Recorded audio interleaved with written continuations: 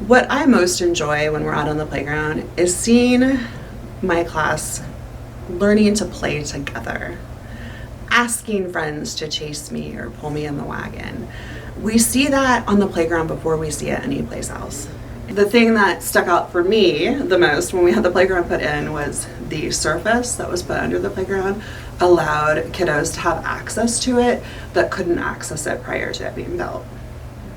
Well, being in a wheelchair myself, the playground we had prior to our new playground, there was a step down onto the playground, and also it was just bark dust.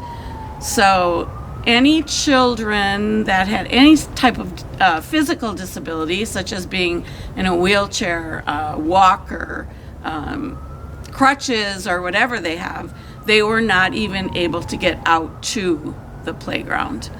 Okay, so we got an empty water dispenser and we put it out in the lobby of our school, and we told the kids that we were raising money to build a playground.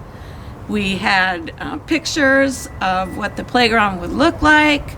I would bring coins from home, pennies, nickels, dimes, whatever, and we give it to the kids as they're waiting in the lobby so they could put money into the jar and say that they were going to help build our playground.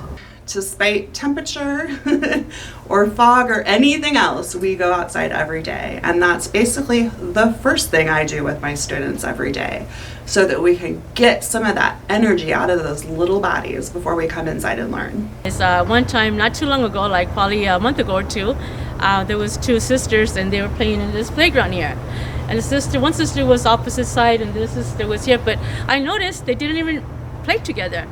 And I thought, wait a minute, here's two beautiful twins and they're sisters, but they don't really get to interact together and play together. So I said, we have to teach these sisters that we play together as sisters.